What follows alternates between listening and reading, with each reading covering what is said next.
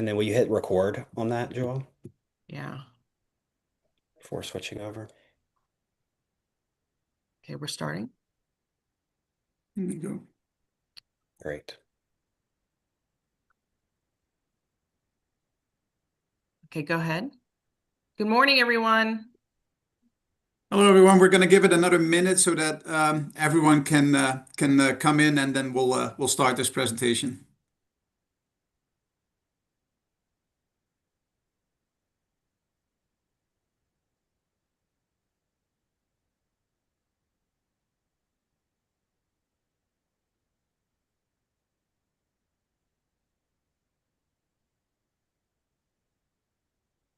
Okay, I think everyone should be in right now. Welcome to this month's US CPTED presentation on how the implementation of CPTED strategies can benefit the cannabis industry. I'm personally very excited for this one, so I don't have any knowledge about this topic, and this is the first presentation I have attended around the subject. So I'm personally very interested in this. I want to start with some announcements regarding the upcoming US CPTED conference in Dallas in February. RFPs for presentations are currently closed, and they have been selected. Nominations for awards have been closed, and the award committee is working on that right now. And then the agenda will probably come out in the next couple of weeks, so keep an eye out for that. And then the hotel has a discounted rate. So if you want to take advantage of that, you can find all that information on the US CPTED website. And there's also a social event at the host hotel. You can find that information on the website too. With that being said, what I would like to do an introduction of the presenter for this month, and that is Bill Wann. He is an assistant professor at American River College in Sacramento, California, where he serves as the chair of the Administration of Justice and Homeland Security Department. He retired as a sergeant with the Sacramento Police Department after more than 23 years of service and earned his CPD designation in 2014. Bill has been teaching CPTED with the National Institute for Crime Prevention since 2016 too.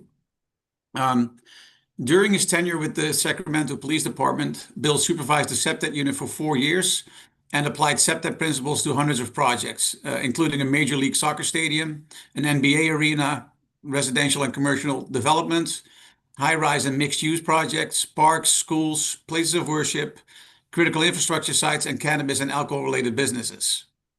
He basically did everything. He collaborated extensively with city departments, external agencies, developers, and community groups, and helped establish partnerships to provide CPTED training to public officials and private citizens. Bill was also a key member of the City of Sacramento team that developed cannabis legislation, ordinances, and policies, and reviewed approximately 200 cannabis business proposals for CPTED and security considerations.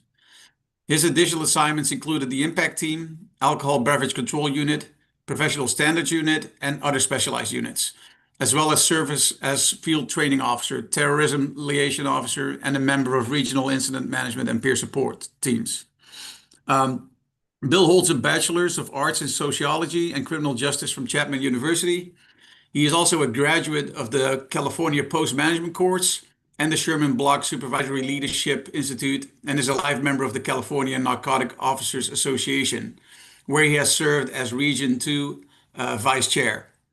With that being said, I will have Bill take over from here, and if there's any questions, we'll try to answer that at the end, and if there's any questions we can answer during the presentation, we'll do that too. Bill, go ahead. Hey, thanks, Mario. Appreciate that introduction. Let me put the PowerPoint up. Can you guys see that yet? I'm not seeing it yet. All right, always the technical.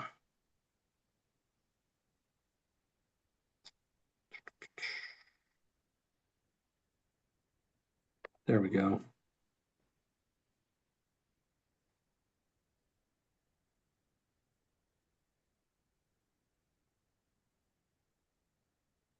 There we go. Does that work? Yeah, here we go. Yep, I can see it. Thanks, Mario. All right, cool. Thanks for the introduction.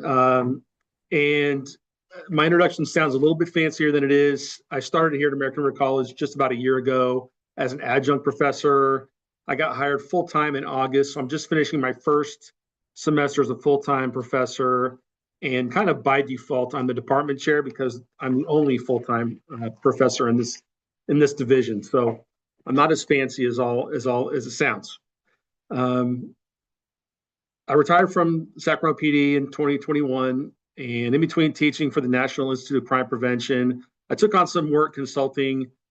Most of my clients were in the cannabis industry, and so I've kind of worked both ends of the field, both supporting cannabis businesses as well as in earlier days doing the regulations. Today, I still feel like I'm plugged in, although I just finished my last cannabis project a few months ago. Even today, regulators' top complaint is that operators are not following the security protocols that they are agreeing to. And it's my opinion that a lot of the security operators are a little bit complacent and a little bit of denial. I say denial because they focus on external theft when internal theft in retail is nearly 50% of all loss across the board. I don't know if it's different in cannabis, but just generally in retail, we can assume that about half of our loss is internal theft. And a lot of times cannabis businesses are not looking at that. Additionally, as a group, I don't think they realize the importance of operating procedures to deal with issues like when an employee or customer falls, gets hurt on the property, something like that. So there's kind of a shortage and a need to kind of professionalize all around. And many of them are doing that. I don't want to imply that they aren't. But a lot of them still have the mentality that they have to hide behind high walls. Many of the high-ranking employees of the larger corporations were operating in the illegal cannabis market just a few years ago, and so they have that kind of memory of hiding from the police, hiding behind high walls, and being secretive. And so they're going through a transition of having to come out into the kind of legitimate business world where like Home Depot and 7-Eleven operate, and kind of get used to those regulations. Let's see here. So some of the benefits of CPTED implementation. Most of the communities that are bringing in CPTED businesses require a security plan for these type of businesses to be presented to the city or county as part of the permitting process. Typically, these plans focus on cameras and alarms and maybe like where to place a guard. So when I see a lot of them, it's been like, we're going to have a guard standing here, we're going to have a guard standing there, and here's where our cameras are going to go, and we're going to have an alarm. And that's kind of the general basic underlying security plan.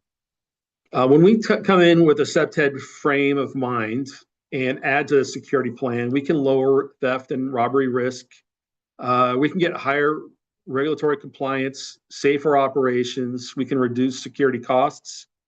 We can improve community relations, and we can present a more professional, customer-friendly environment, and which is something that's desperately needed in a market that's still growing so fast.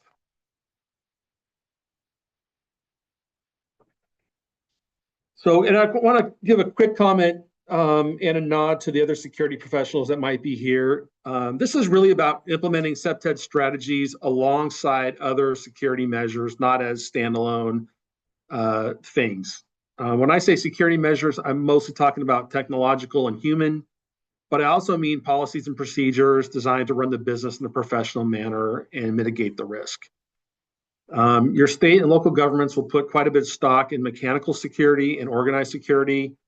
And the CPTED professional needs to be able to insert natural security measures when appropriate to tie all of this together. And I've really found that that's been kind of my niche, is being able to straddle between CPTED, having some understanding of mechanical and organized security, as well as regulation and kind of what the regulators are looking for. And I think CPTED really is great for that, because we in the beginnings of CPTED, we are learning how to make those kind of leaps between the different modes of security. So I think this role of the CPTED professional is to look at the total picture and help the operator understand the issues besides just compliance. The operators need to understand the importance of how customers move through the space. They have to have policies and procedures in place to deal with day-to-day loss potential, such as employee theft, employee injury, customer injury. And we can also help them understand the importance of not planting a fortress into a neighborhood and how our responsibility extends to the ingress and egress of the property and being a good neighbor.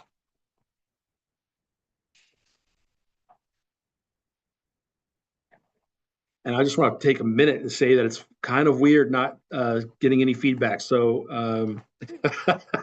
I don't see any faces. So I'm just going to keep going. All right. We want to reduce internal and external theft. That's one of the primary things that CPTED can help with. Cannabis businesses often store large quantities of lightweight, high-value product. And in many states, they operate largely in cash. And I keep running into people that think, oh, the banking industry has been fixed and everything's working well. And I still also run into clients that just is not the case in all places yet. So cash is still king in the cannabis business. And even if the cash is not on hand, there is a perception from the public that it's a cash. There might be high amounts of cash inside of a location. There's also expensive equipment if you go to manufacturing business, and we talked about other kinds of problems like sabotage. There's proprietary information that needs to be protected from cyber threats. And so a lot of security plans kind of overlook the accessibility of their computers to the public. Thinking about an abnormal user that might access a computer by just plugging in a USB device if they have physical access to a computer when they walk into a location, and that's not readily seen or detected by employees. That could be devastating. Thinking about shoplifting, and there's of course these organized crews that we all have seen on in the media the last few years, but just your basic shoplifter too that might have want to put something in their pocket and walk out with it. Employee theft, of course. You know, the potential for employee theft to walk out the door with big bags full of lightweight cannabis to resell in their neighborhood is huge, as well as the cash piece. And then again, employee theft, which in retail typically runs about 50% of theft. But many cannabis people that I've come across don't really understand or haven't experienced that yet. But if you go to a large retailer, they kind of understand that already. Of course, there's robberies, burglaries, data theft, theft of secrets, sabotage, all those things that we have to protect against.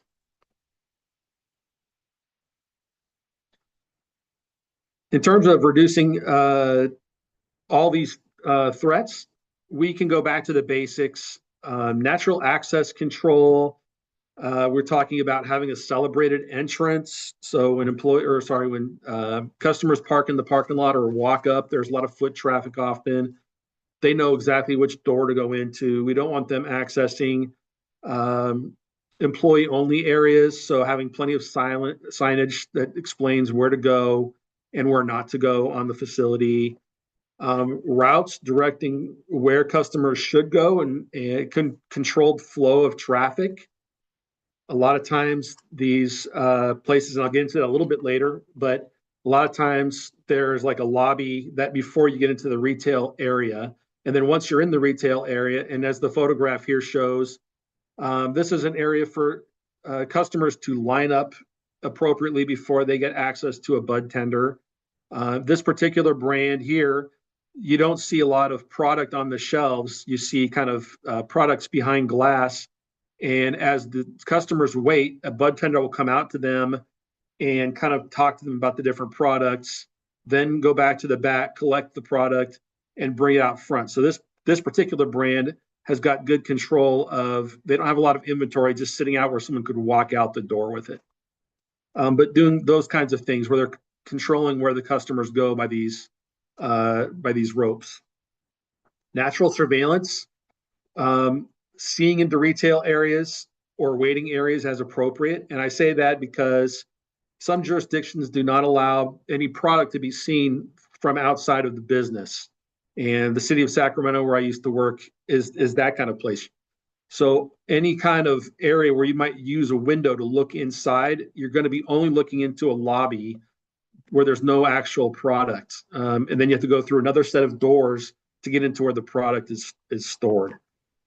So that can be a problem for us when we're talking about natural surveillance, because what we would love to have is the bud tenders or the other employees to be able to see right through windows out into the parking lot and add to that natural surveillance.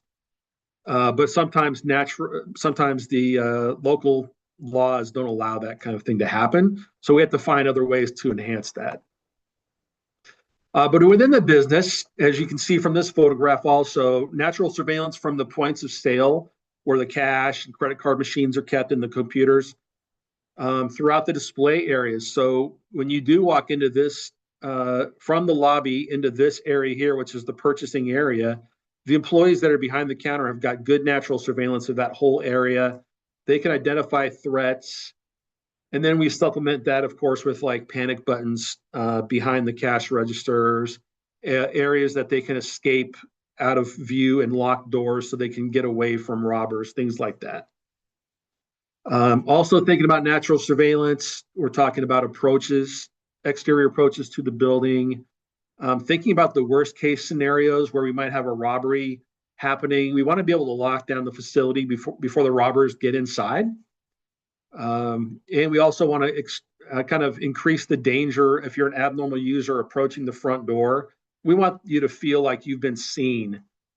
So this is a lot of just basic CPTED stuff that goes hand in hand with cannabis businesses. We also want easy visibility of secure doors and secure areas. What's that? Well, most of these places will have a secure room in there where they keep their excess product.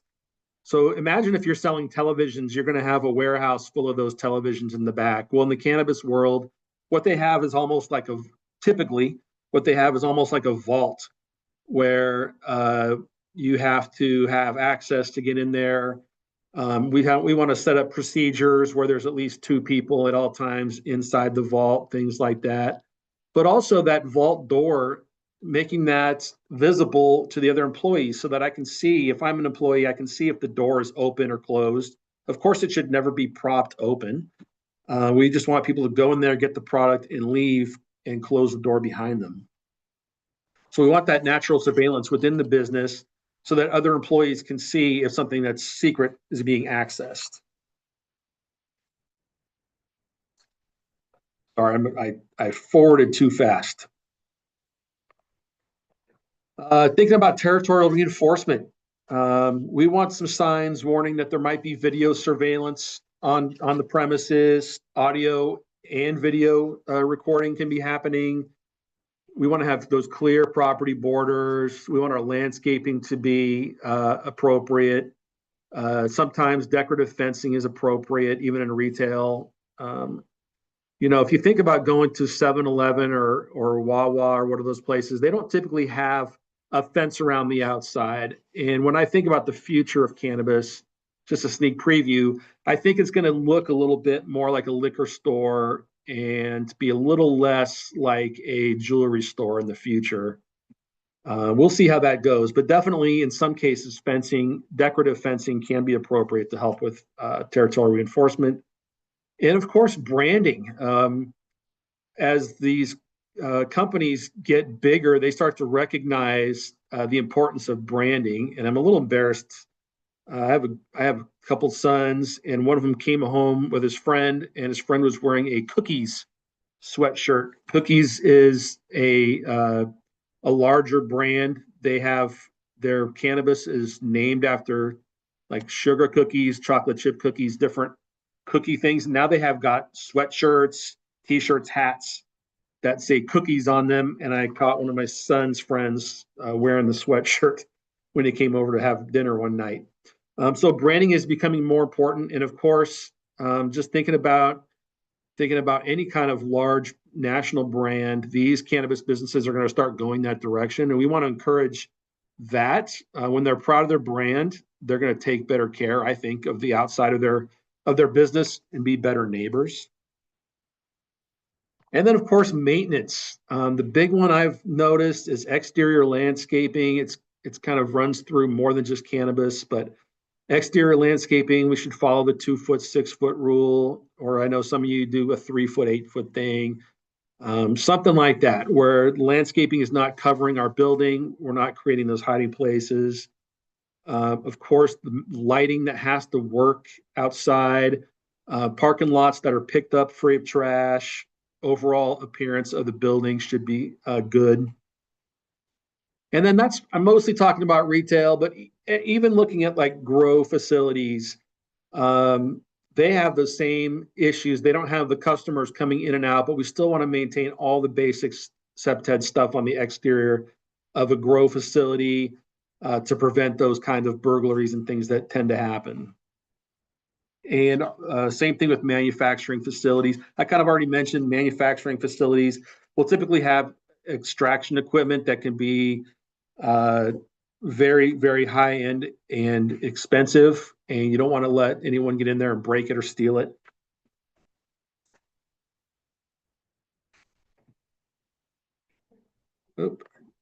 Regulatory compliance. All right. CPTED supports regulatory compliance in an environment of complex and inconsistent regulations in a proactive way. And why do I say that? Well, I think when you include CPTED in your total security package, what you're getting is a better product that you can show the regulators. Many state cannabis regulations already require some CPTED-like components like lighting, secured storage, restricted access, cameras. I know cameras is not CPTED, but it's CPTED-like. In other words, they're trying to substitute natural surveillance for the mechanical surveillance. A formal CPTED approach helps businesses meet or exceed state security standards, document risk reduction strategies for licensing. And what I mean by that is having procedures in place, like opening and closing procedures, what happens when a delivery shows up, what happens when a visitor shows up, those kinds of SOPs that a lot of businesses take for granted that don't yet exist very widespread in the cannabis industry. Those are all things that we can help with as CPTED practitioners. When we think about design, designation, definition, those things help us when we are creating our compliance, when we're looking at our compliance profile, and we can kind of look around our building and see, well, what's this room doing? And are we really utilizing this room in the appropriate way? Or when a delivery of cannabis products shows up in the van, are we really, which doors should be open? What signs should be up? What should everyone be doing at that time? So again, it's kind of that mixture of CPTED with other stuff that we learn as practitioners. We're going to help avoid fines, license suspensions, and shutdowns. And we're going to demonstrate due diligence to inspectors or auditors. So when we talk about, for instance, maintaining the outside of the building, when an auditor or a regulator shows up, they are getting a good first impression. And I'll go into that a little bit more in a second when we talk about community support. But compliance is a major operational advantage in this heavily regulated industry. Think about the different things they have to comply with: security. They have to track. In California, the tracking of the individual plants and products is all done by UPC codes and scanners. It's very highly regulated. Of course, there's the zoning issues that we all have to worry about. I'll get into that again in a few minutes. And then operational requirements that vary state by state and municipality by municipality. So, and there are companies out there. I've done some work for a Los Angeles-based company that has got operations in several states. And even within the state of California, they're in many different cities. And each city has its own different kind of regulations. And so when they're looking at compliance, they have to have someone that can read the regulations from that particular city and then apply them to their kind of cookie cutter, the cookie cutter way they want to do business. So they come to a city, they have an idea of what they want to do because their other businesses run a certain way, but they have to make changes because of the local compliance that happens. A great example of this is this company I was mentioning. One of their businesses got into trouble in a local city in California, in the San Francisco Bay Area, and where they were angering the regulator. The regulator would come in for compliance sweeps. And by the way, so some cities, just as a quick aside, I think Sacramento, we have around 30 dispensaries. Okay, many more businesses.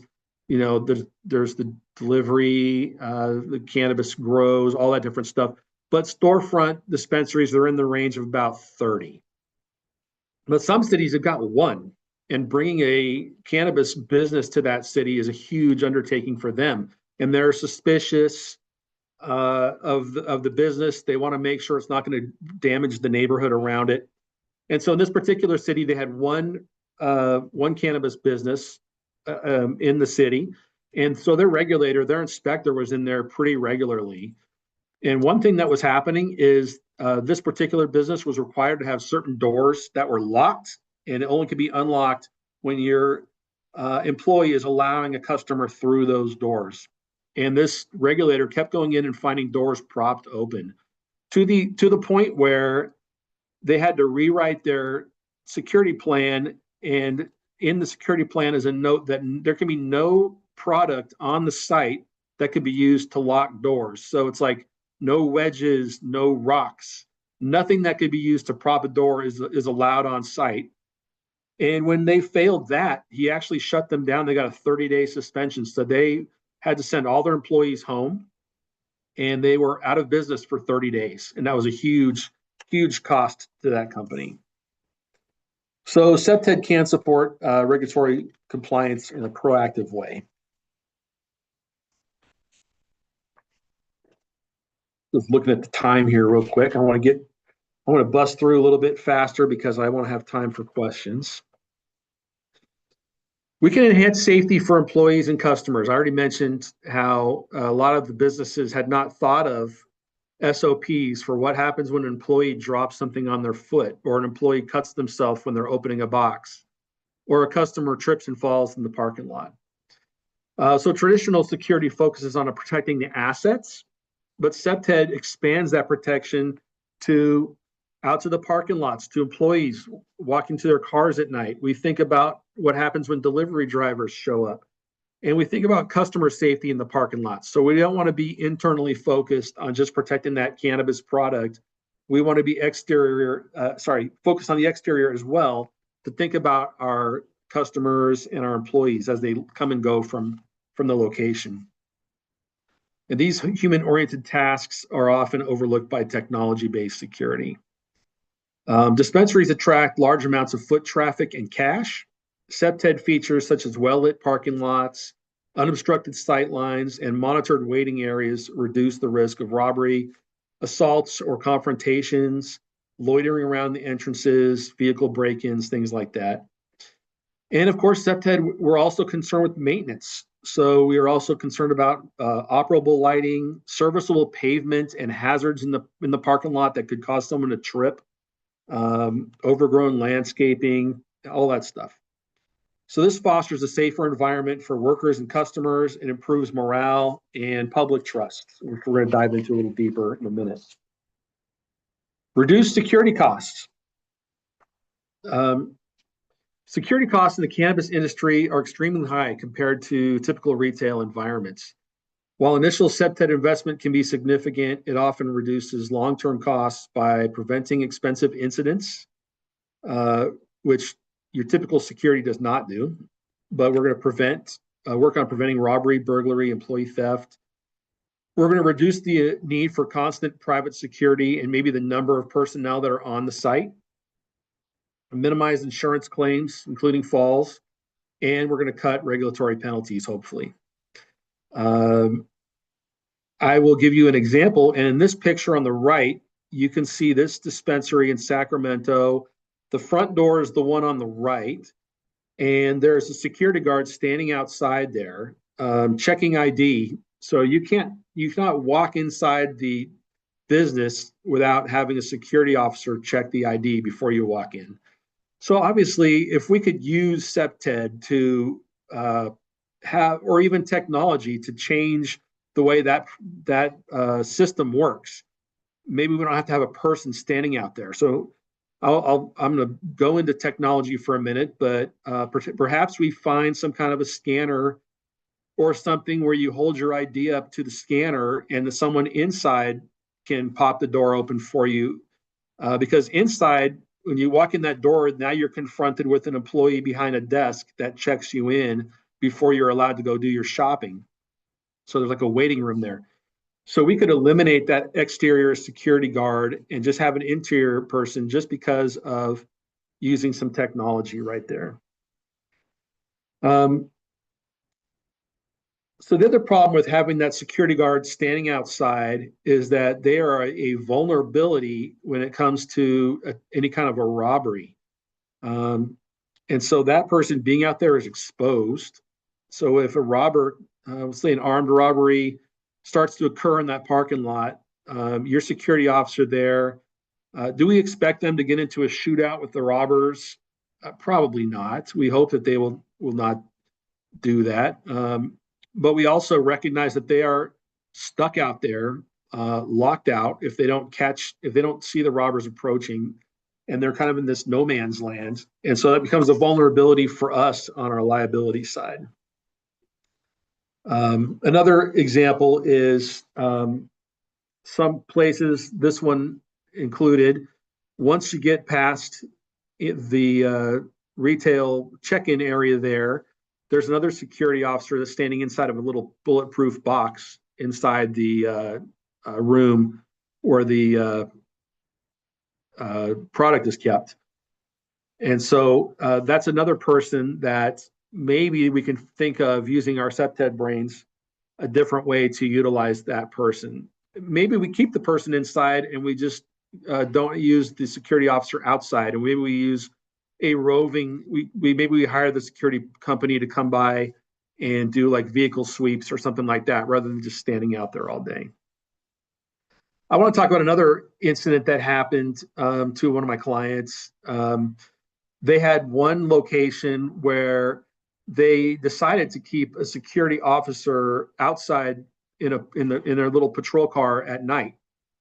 And one night, while this officer was outside, 2 van loads of robbers showed up, boxed that person in, took her hostage while they raided. They basically used force to break through the door, got into the vault eventually, and then left the facility with the security officer as a hostage. Luckily, she was just dropped off a couple miles down the road unharmed. But you can see how using that security officer out there could have put our employee at risk. That company decided to do something different instead and put their security officer inside the store at night. And so what happened with that was they didn't have a security plan for them to escape if another brute force robbery tried to happen. So another group of people came, they bashed through a door. It took them a while, but this security person was trapped inside now because the outside was surrounded by the abnormal users trying to get in. So if we could reduce that by using technology and regular CPTED and not have a person stuck there all night, that might be a benefit for us. More sustainable and less expensive because, as we all know, salaries and benefits tend to be a huge expense for us. So traditional security often detects or responds to crime, but CPTED reduces the likelihood of the crime happening at all through design elements such as sightline improvement, strategic lighting, natural surveillance, natural access control, including landscaping, fences, and entrances, and territorial reinforcement, including territorial cues that, hey, this is the beginning of our territory. This makes the cannabis facility appear less inviting to offenders. CPTED reduces reliance on costly security personnel, as well as that potential for liability. And while guards and high-tech systems are expensive to maintain, natural surveillance, strategic lighting, territorial cues function 24/7 at a low cost. So CPTED can reduce long-term operational costs without sacrificing compliance. Oops. What do I do here? There we go. Okay, improved community relations. CPTED supports better community relations and reduces stigma and community resistance. I only have a couple more slides. Even where legal, cannabis businesses may face public concerns about loitering or unintended congregation, youth access, crime increases, and nuisance businesses perceptions. This can lead to zoning challenges or restrictive local ordinances. These challenges can lead to conditions requiring cameras or alarms, but cameras and alarms don't remove clusters of people near entrances, loitering or nuisance behaviors, street level disorder, or congregations in parking lots. CPTED fills these gaps and can help operators avoid community opposition or zoning complaints. CPTED can modify the physical environment with strategic lighting, clear boundaries, maintenance and clean site strategies, landscaping that removes hiding spots, and facade transparency. For the photograph, I chose this brand up in the Portland area, Nectar. You can see they've got nice branding up there. If you drive through Portland, you see multiple sites that they maintain, and you can look right in and see the retail from the outside. So more of a traditional, it's a lot like the 7-Eleven that's next door. It might even be better than the 7-Eleven next door.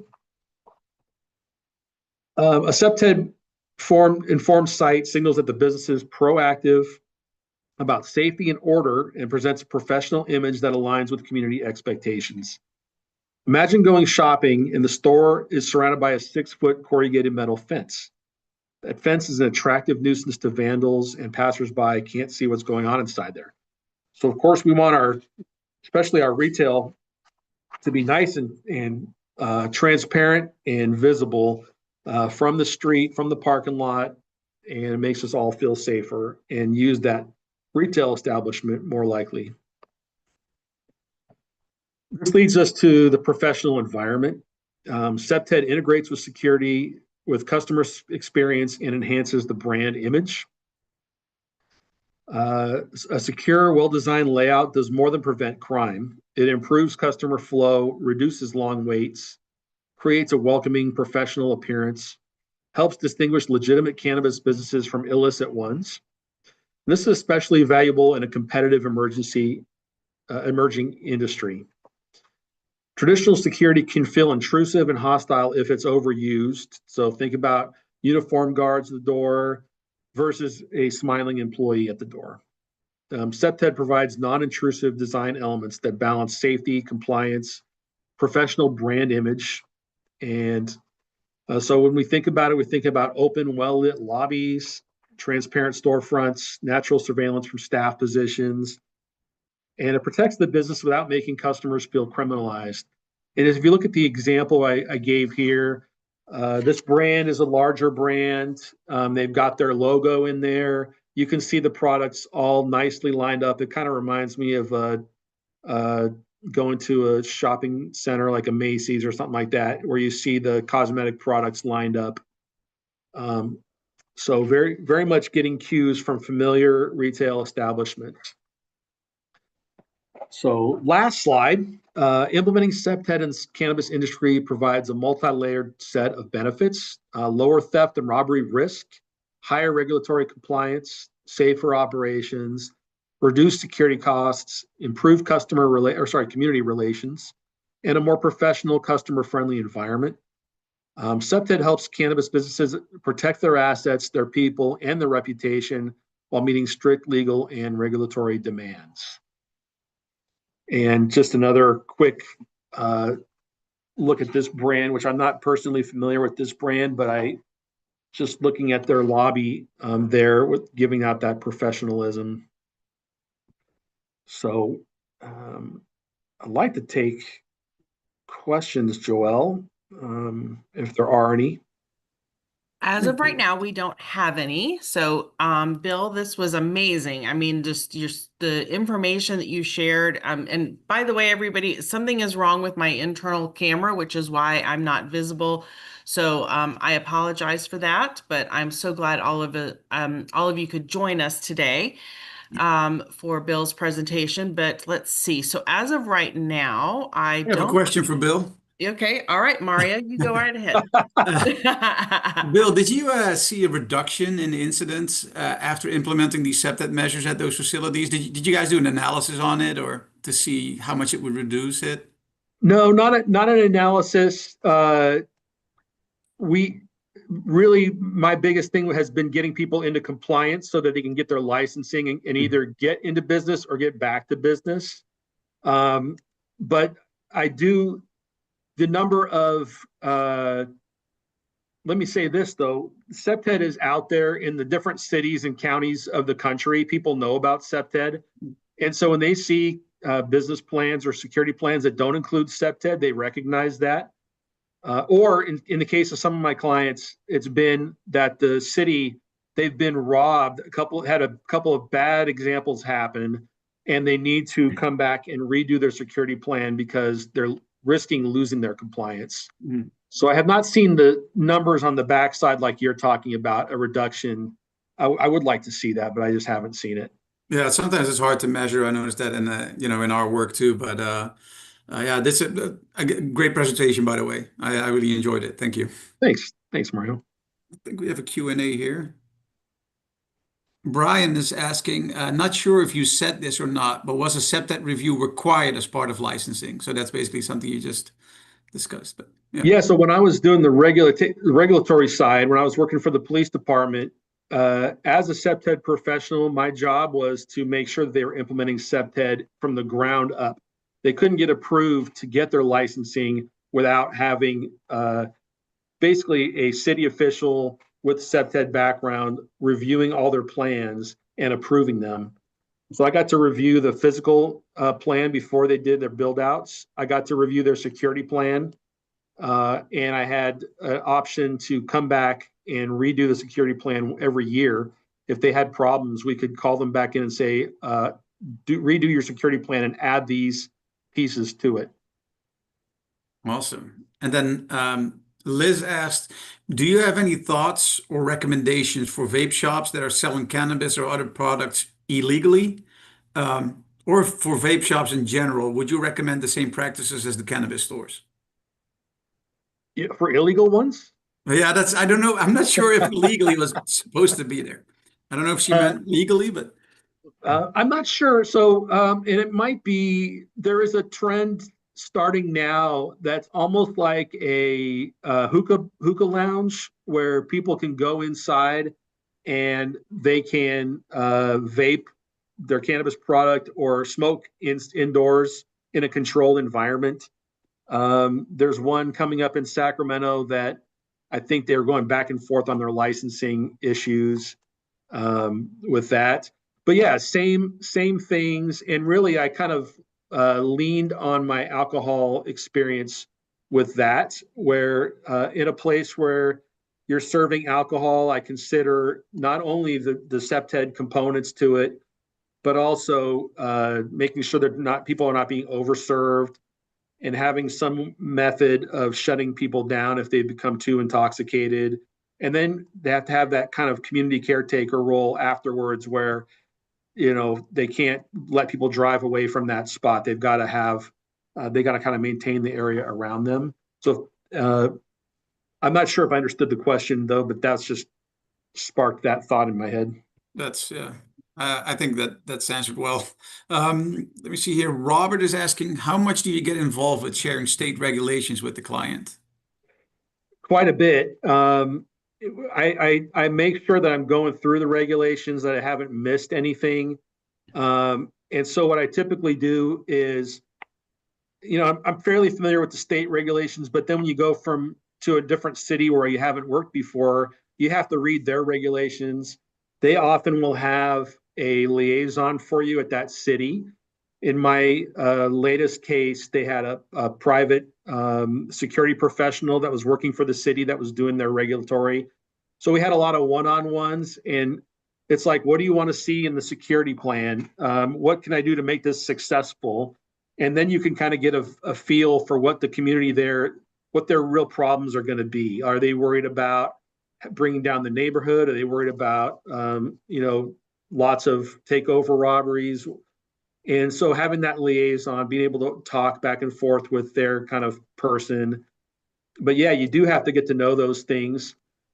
And then you might, if you're into this business, there are people that are regulatory compliance experts in the field that are out there. So there might be an attorney or a person who's just very familiar with the licensing procedure. So linking up with a couple of them and having that person in your pocket as a potential additional reference, right? Because if you're the CPTED person, you want to live in your security CPTED realm. And when they start asking questions about, well, what about this? What about that? And that's not part of your expertise. Having a person that you can lean on is good for that. So getting to know those people. Absolutely. Then the questions keep coming in now. So have you kept in touch with those organizations that you provided a CPTED service to, and to see if they realized any reductions in their general liability or crime insurance premiums? So I have kept in touch with them. I don't know the answers to that, though. Again, it was more about getting them back into compliance so that they could open the doors. Okay. Then William is asking, in your experience, what was the most challenging business type to implement CPTED into? That's a good question.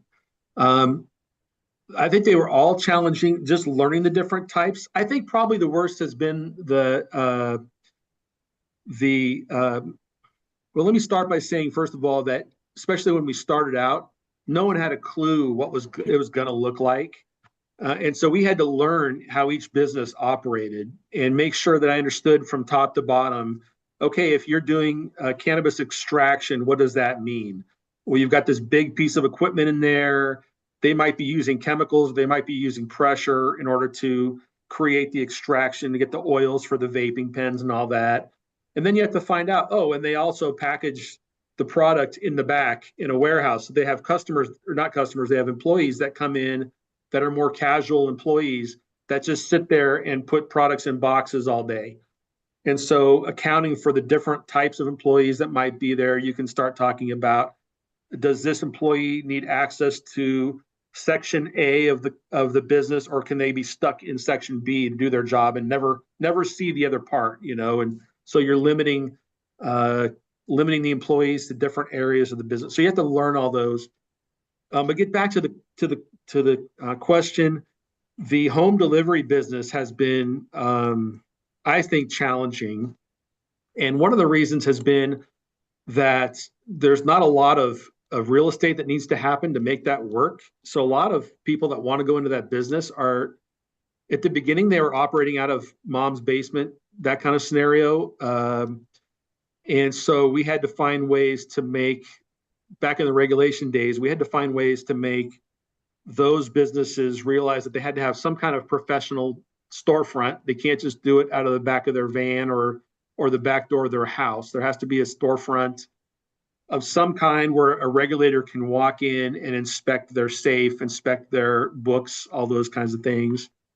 But just a lot of, almost everyone wanted to do it, and everyone thought it shouldn't be regulated very much. So teaching people that, no, this is going to be regulated just like everything else. And I always pointed to alcohol. I knew about alcohol regulation, so I was able to point to that and say, look, if you want to buy liquor at a liquor store, there's all kinds of rules that go behind how they can resell that. In most of our states, it's like that. You can't just go manufacture your own alcohol and sell it without labels, things like that. So It's like the moonshine of cannabis. right. Yeah. Let me see here. Robert is asking, are you finding a lot of states requiring armed officers at venues? Yes. Yep. Yeah. And in California, I'm very heavy in California, as you might guess. And um, you cannot be an employee if you're an armed officer. So you have to hire an outside Third party. company to do your armed security. I'm not sure what it is like in all the rest of the states, but I think that was actually a good way to do it because um, now you have an external security expert being a licensed security firm that's somewhat involved in your business that can give you advice on a day-to-day basis. And hopefully they're bringing that professionalism with them. But yeah, a lot of them are armed and or a combination of armed and unarmed. Okay.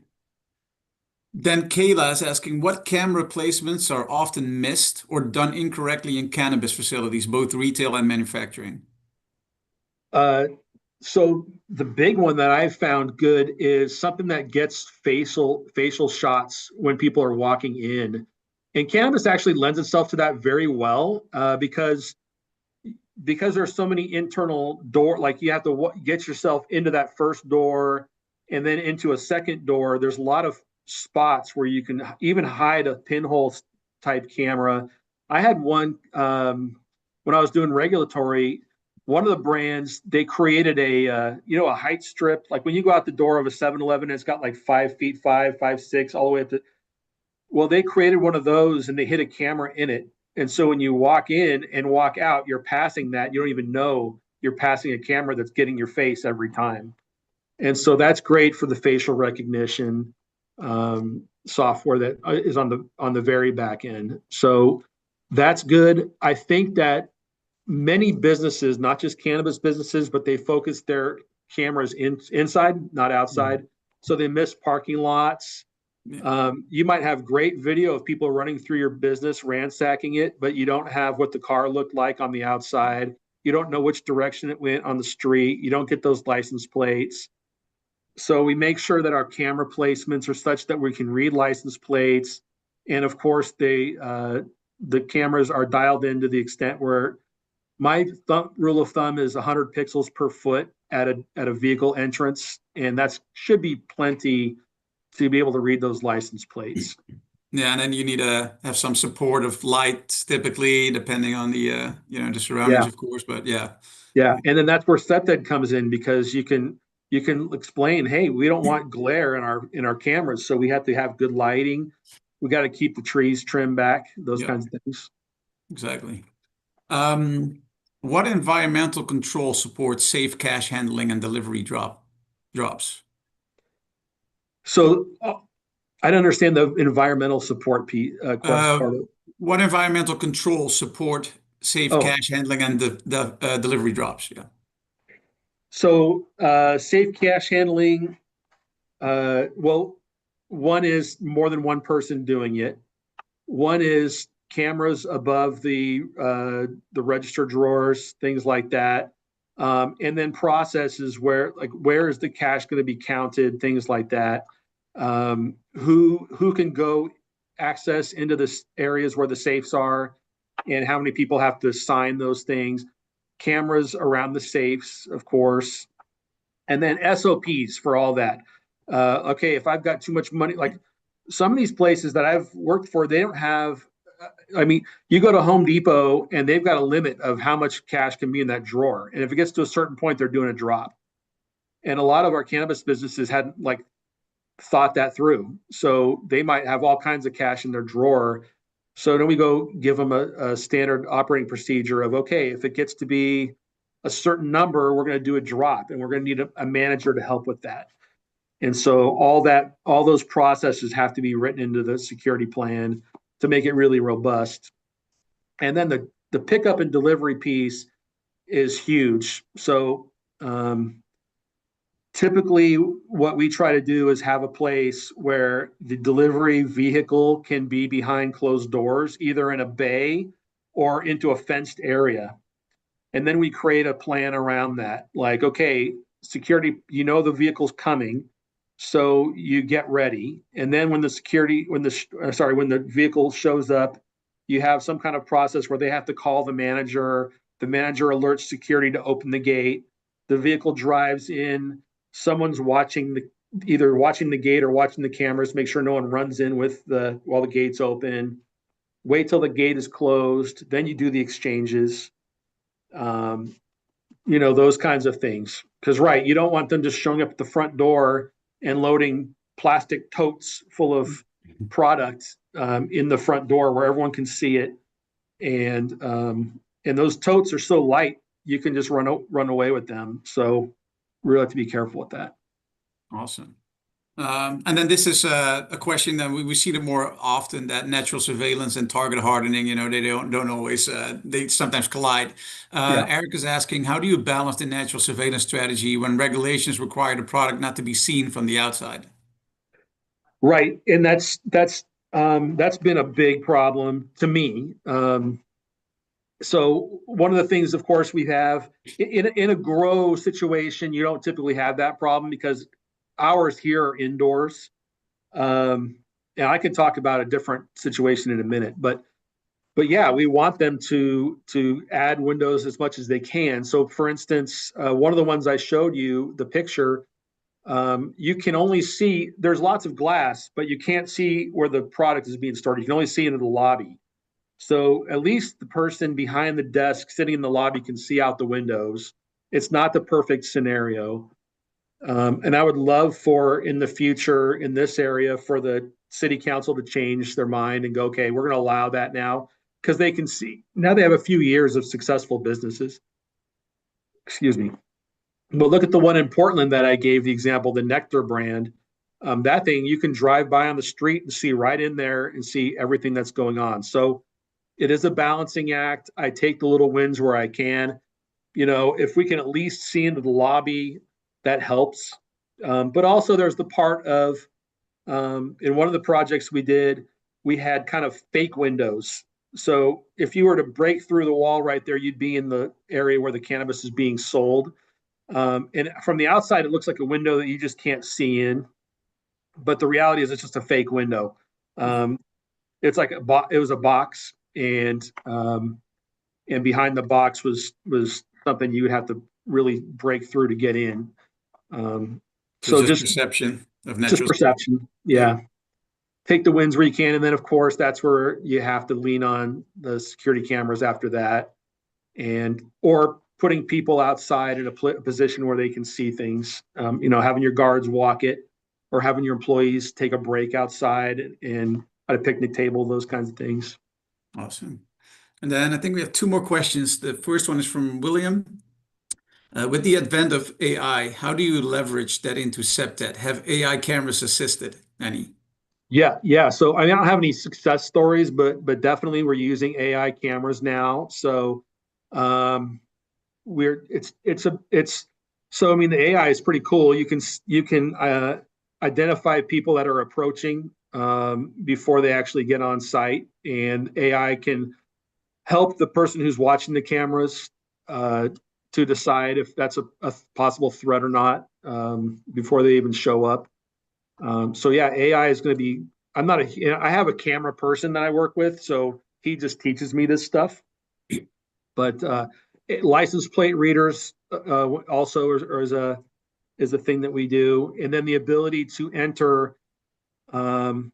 If you have customers who have gone bad for some reason, like they create a disturbance on your premises, you can also enter those into your system and say, hey, we don't want this person back again. And so that can stop them from even walking in the door.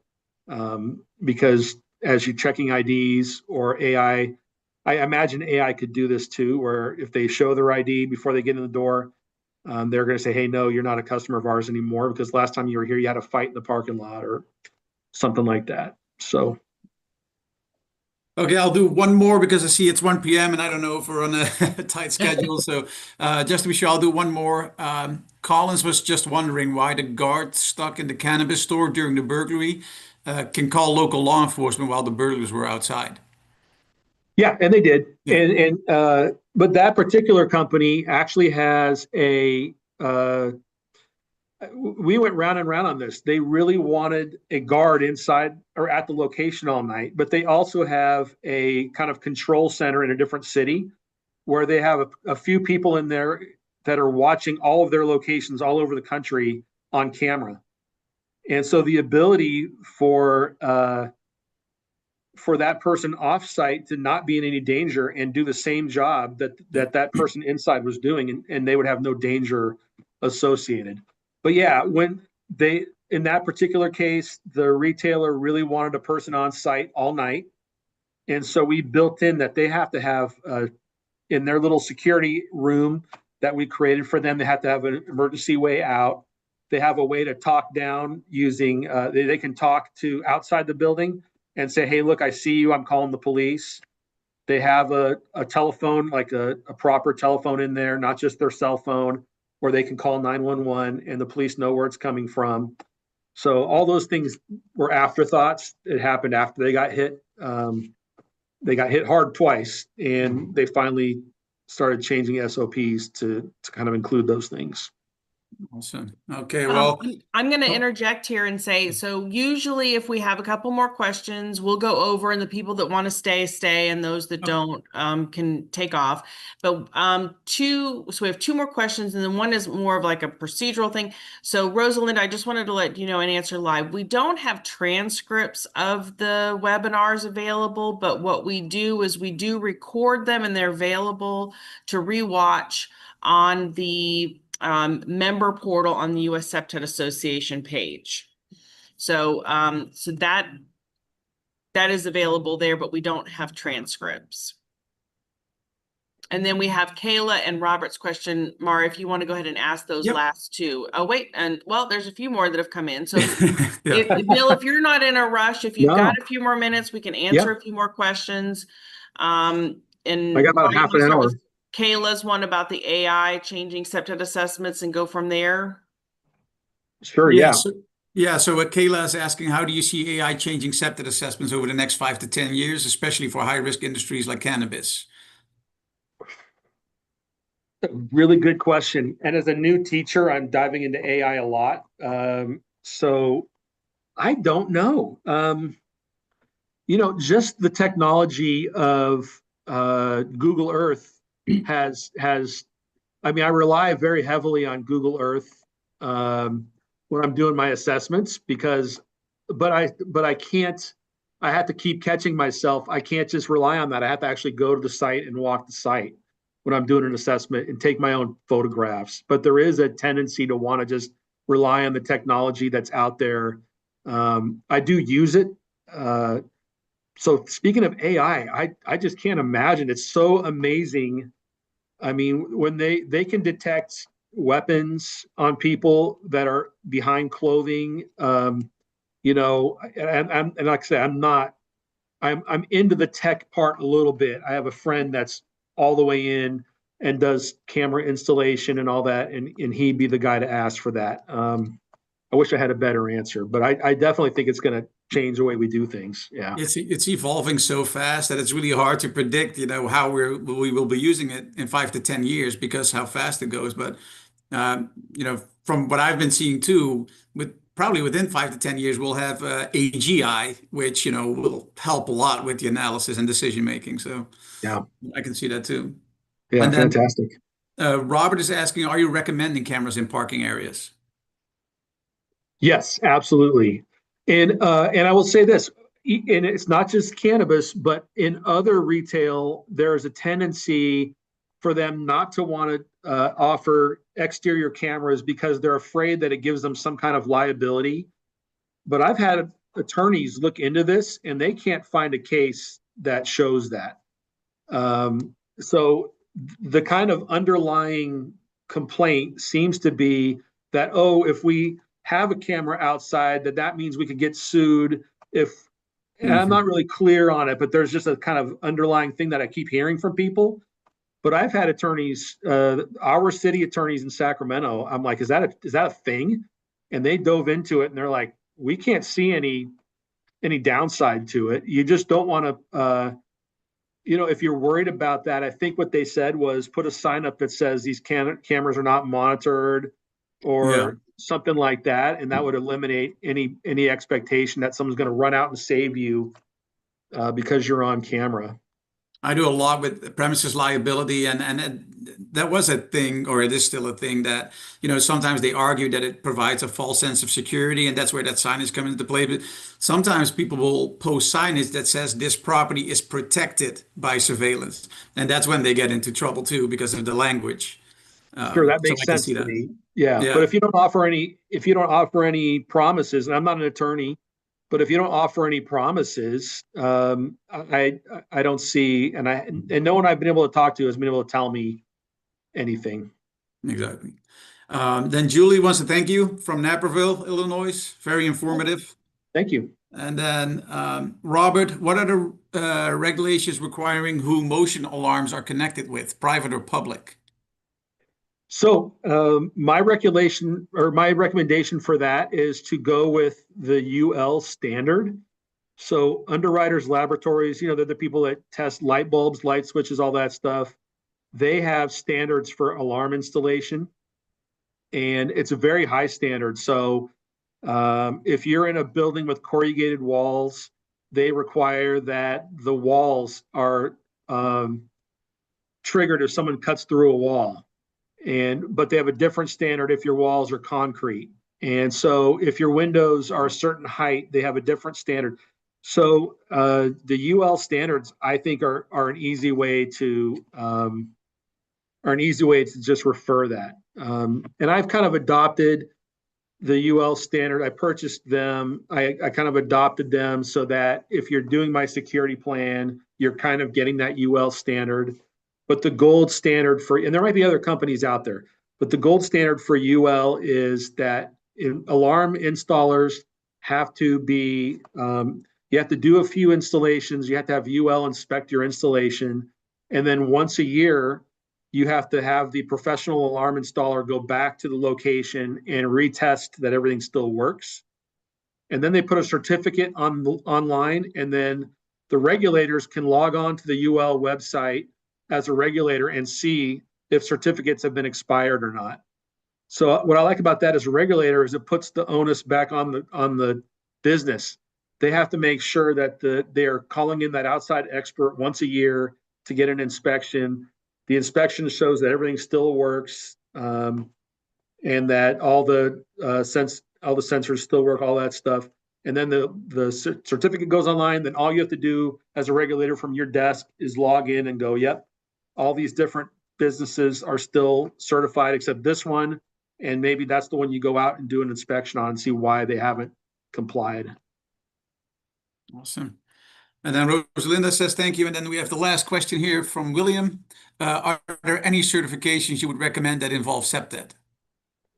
Well, absolutely. The NICP, I mean, of course, the NICP CPTED professional designation is fantastic. That's really the only one that I recommend out there. And I think it's also a good idea to join ASIS as well as the US CPTED Association, but take advantage of that and learn some of that security stuff from other people in the security realm. I think it's important as a CPTED person. I think it's important to be able to cross into other lanes a little bit and understand what other security things are coming to you, what other people can offer.